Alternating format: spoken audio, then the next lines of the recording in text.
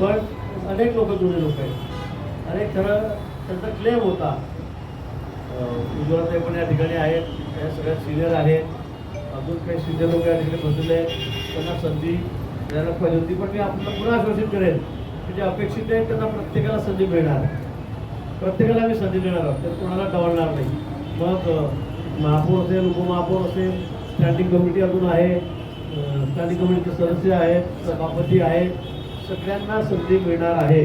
जे कॅलिबरचे अध्यक्षाच्या महापौराच्या त्यांना सुद्धा आम्ही करणार. ह्यामध्ये शब्द आहे, आता सगळ्यांचा शब्द आहे. गुलाब भाऊ पण एक बसले आहेत, त्या ठिकाणी दोन्ही आमचे आमदार आहेत, तिन्ही आमदार आहेत, सगळे आहेत. आमचा सगळ्यांचा शब्द आहे की कोणालाही आम्ही सगळ्यांचा नावापुढे एकदा ठिका लावणार. माझी महापौर म्हणून हा निश्चित लावणार आहोत. त्यामुळे कुणी नाराज होऊ नका, कुणी नाराज होऊ. पण आपल्याला यावेळेला खूप चांगलं काम जळगाव शहरामध्ये या ठिकाणी करायचं आहे. गेल्या वेळेस सुद्धा आपण शब्द दिला होता, लोकांनी भरपूर मतदान आपल्याला दिले. 57 जागा आपल्याला 74 पैकीच्या ठिकाणी देऊन दिलेल्या होत्या. म्हणजे हाही उच्चार होता महाराष्ट्रामध्ये. मागच्या वेळी आपण एकटे लढलेलो होतो, पण काही कामं राहून गेली.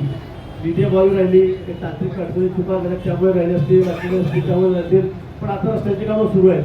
आणि आता या वर्षभरामध्ये आपल्याला जळगावमधला एकही रस्ता बाकी ठेवायचा नाही. सगळे रस्ते आपल्याला सिमेंटचे करायचे, सगळे रस्ते जळगावचं सुशोभीकरण करायचं आहे. स्टेडियमचा प्रश्न तो पूर्ण मार्गी लावायचा आहे. 250 कोटी रुपये स्टेडियमसाठी आणलेलं आहे.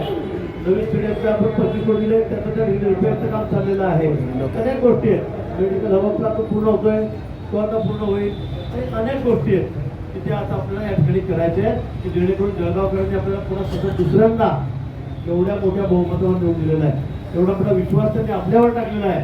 आता मात्र या विश्वासाला अजिबात ठेवला जाता कामा नये.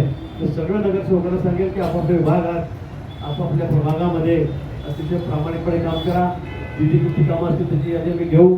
आता सरकार आहे आपलं, देवेंद्रजी आपले आहेत, मुख्यमंत्री आपले, उपमुख्यमंत्री नगर विकास मंत्री सुद्धा शिंदेसाहेब त्या ठिकाणी आहेत. दुसऱ्यामध्ये दादा आपल्यामध्ये आज नाही आहे. पण या ठिकाणी आपल्याला ही सगळी कामं पूर्ण करायची आहेत. कुठलंच काम आता सोडायचं नाही. जळगाव शहर मी तर म्हणून बघा, तुम्ही 2-3 वर्षामध्ये लोक बघायला येतील किंवा आपण काय सुंदर शहर केलं आहे म्हणून. असं शहर आपल्याला या ठिकाणी करायचं आहे.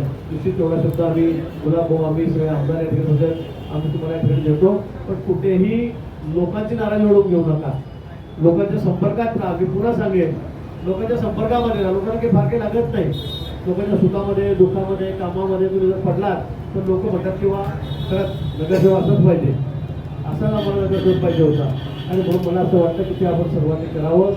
आणि येणाऱ्या पुढच्या काळामध्ये 5 वर्ष आपल्याला आता मोठी संधी आहे. फक्त बहुमत आपलं या ठिकाणी आहे, त्यामुळे आता काम करायला मोठा वाव संधी आपल्याला या ठिकाणी आहे.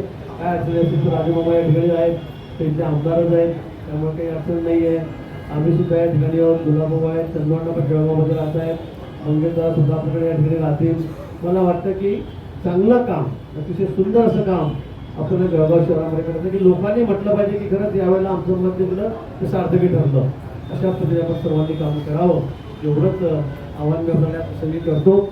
आज आपण महापौर म्हणून, उपमहापौर म्हणून आधी शिवसेनेतर्फे गुलाब भाऊनी सगळ्यांनी अण्णा आहेत, बंधा आहेत, आमचे विष्णू सगळ्यांनी मिळून त्या ठिकाणी सांगितलेलं आहे की मनोज चौधरी यांचे या इकडे या.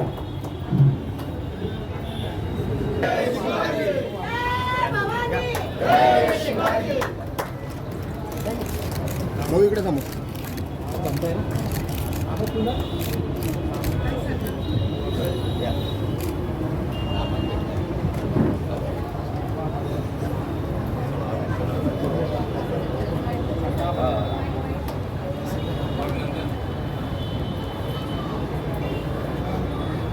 महापौर म्हणून भारतीय जनता पक्षातर्फे सर्वांमध्ये या ठिकाणी निवड केलेली आहे आणि ते नाव आहे दीपमाला मनोज काळे. निवड